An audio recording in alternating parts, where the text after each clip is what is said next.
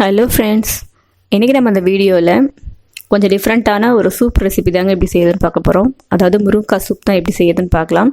யூஸ்வலாக நம்ம முருங்கைக்காய் வந்து சாம்பார் இல்லை காரக்குழம்பு இல்லை பொரியல் பண்ணுவோம். இது கொஞ்சம் வித்தியாசமாக சூப் எப்படி வைக்கிறது அப்படிங்கிறது இந்த வீடியோவில் பார்க்க போகிறோம். கண்டிப்பாக அதை நீங்கள் ட்ரை பண்ணி பாருங்கள்.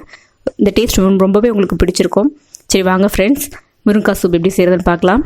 இந்த மாதிரி நல்ல ஓரளவுக்கு கொஞ்சம் முத்தலான முருங்கைக்காய் எடுத்துக்கோங்க. எங்கள் வீட்டில் மெம்பர்ஸ் கொஞ்சம் அதிகம் அப்படிங்கிறனால நான் கவுண்டிங்கில் பார்த்தீங்கன்னா ஒரு 12 முருங்கை எடுத்திருக்கேன். இதை நல்லா ஃபஸ்ட்டு வாஷ் பண்ணிவிட்டு ரெண்டாக கட் பண்ணி ஒரு குக்கரில் போட்டுக்கலாம். நீங்கள் கம்மியாக செய்கிறீங்கன்னா இதில் நம்ம எடுத்துருக்கிற எல்லா அளவுலையும் பாதியாக குவான்டிட்டி நீங்கள் எடுத்துக்கிட்டிங்கன்னா கரெக்டாக இருக்கும் உங்களுக்கு. இது பார்த்திங்கன்னா லைட்டாக முருங்கைக்காய் முழுகிற அளவுக்கு தண்ணி விட்டுக்கோங்க. இப்போது குக்கர் மூடி போட்டுட்டு விசில் போட்டுட்டு ஒரே ஒரு விசில் வந்தால் போதும். ரொம்ப விசில் விடாதீங்க, கரெக்டாக ஒரே ஒரு விசில் வந்தால் போதும். இது விசில் வர்ற வரைக்கும் நம்ம வெயிட் பண்ணலாம். இப்போ பார்த்தீங்கன்னா ஒரு விசில் வந்துடுச்சு, ப்ரெஷரும் இறங்கிடுச்சு. நான் ஓப்பன் பண்ணுறேன் பாருங்கள் நல்லா நம்ம முருங்கைக்காய் வெந்துடுச்சு. இப்போது நான் முருங்காயை மட்டும் தனியாக வேறு ஒரு பிளேட்டில் எடுத்து வச்சு கொஞ்சம் நேரம் ஆற வச்சிடுறேன். இந்த தண்ணி அப்படியே இருக்கட்டும். இதை நம்ம சூப் வந்து செய்யும்பொழுது அதில் யூஸ் பண்ணிக்கலாம். கீழே எடுத்து வேஸ்ட்டாக ஊற்றிடாதீங்க. இது தண்ணியை ஒரு பாத்திரத்தில் ஊற்றி வச்சுக்கலாம், வேஸ்ட் பண்ணிடாதீங்க. இதை நான் கடைசியாக சூப்போடு ஆட் பண்ணிப்பேன்.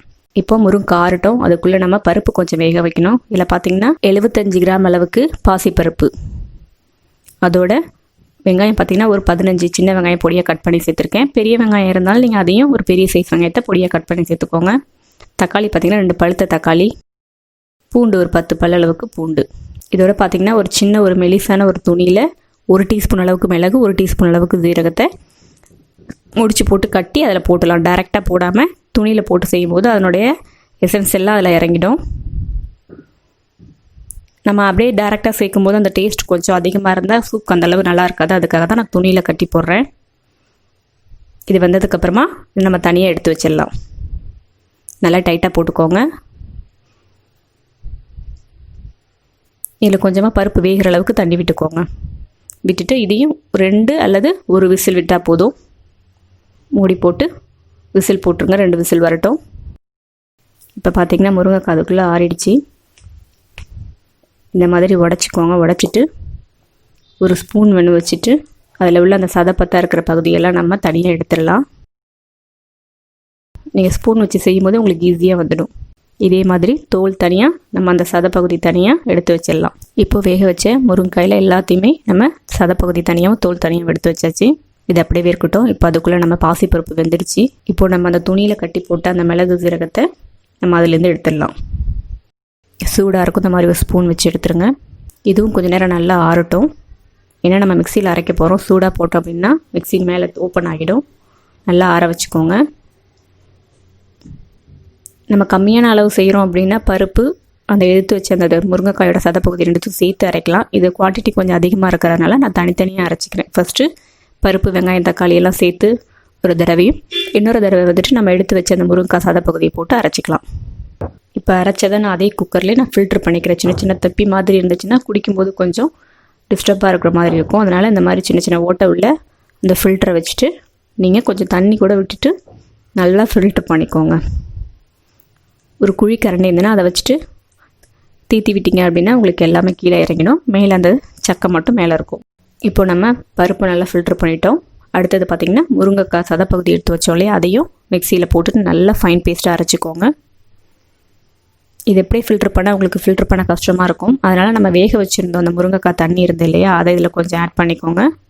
ஆட் பண்ணி மிக்ஸ் பண்ணிவிட்டு நீங்கள் அதுக்கப்புறம் ஃபில்ட்ரு பண்ணிங்கன்னா உங்களுக்கு அதுக்கு அந்த ஜல்லடையில் இறங்கிறதுக்கு உங்களுக்கு ஈஸியாக இருக்கும் ஃபில்டரில். இப்போ நம்ம பருப்பு ஃபில்ட்ரு பண்ண அதே ஃபில்டர்லேயே இந்த முருங்கைக்காயை நம்ம ஃபில்ட்ரு பண்ணிக்கலாம். இந்த மாதிரி ஒரு குழிக்கரண்டி வச்சு செய்யும்போது உங்களுக்கு ஈஸியாக சீக்கிரம் இறங்கும். இது செய்கிறதுக்குன்னு பார்த்தீங்கன்னா கரெக்டாக ஒரு 1/2 hourக்குள்ளே செஞ்சிடலாம்.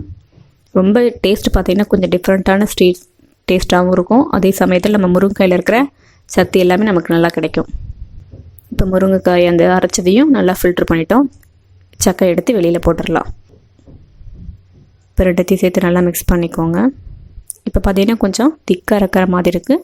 நீங்கள் இப்போ நம்ம வேக வச்ச அந்த முருங்கைக்காய் தண்ணி மீதி இருக்கும், அதை இதோட சேர்த்துட்டீங்க அப்படின்னா உங்களுக்கு எந்த அளவுக்கு கன்சிஸ்டன்சி வேணுமோ அந்த அளவுக்கு நீங்கள் சேர்த்துக்கோங்க. ரொம்ப திக்காக இருந்தால் குடிக்கிறதுக்கும் கொஞ்சம் ஒரு மாதிரி இருக்கும். அதனால் கொஞ்சம் தண்ணி விட்டு ஓரளவுக்கு கொஞ்சம் தண்ணியை நம்ம சூப்பை மிக்ஸ் பண்ணிக்கலாம். இப்போ நான் தேவையான அளவு தண்ணி விட்டு ஓரளவுக்கு நல்லா மிக்ஸ் பண்ணிட்டேன். பாருங்கள், இது கரெக்டாக இருக்கும். நான் இது வரைக்கும் ஸ்டவ் ஆஃப் பண்ணல, தனியாக வச்சு தான் செஞ்சிட்ருக்கேன்.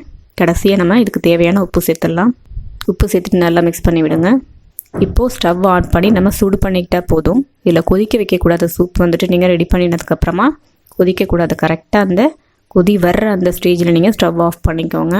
இல்லை உங்ககிட்ட நீங்கள் ஃப்ரெஷ் க்ரீம் வீட்டில் இருந்தால் ஃப்ரெஷ் க்ரீமும் ஆட் பண்ணிக்கலாம். அப்படி இல்லைன்னா இதே அளவுக்கு குடிச்சிங்கனாலும் உங்களுக்கு டேஸ்ட் ரொம்பவே நல்லாயிருக்கும். லைட்டாக வேணால் பெப்பர் வேணும் அப்படின்னா நீங்கள் பெப்பர் ஆட் பண்ணிக்கலாம். அவ்வளோதான் ஃப்ரெண்ட்ஸ், நம்மளோட முருங்கைக்காய் சூப் ரெடி ஆகிடுச்சு. கண்டிப்பாக நீங்கள் உங்கள் வீட்டில் ட்ரை பண்ணி பாருங்கள். எப்படி இருந்ததுன்னு உங்களுடைய கமெண்ட்ஸை மறக்காமல் எனக்கு கமெண்ட் பண்ணுங்கள். இந்த வீடியோ பிடிச்சிருந்ததுன்னா லைக் பண்ணுங்கள், ஷேர் பண்ணுங்கள்.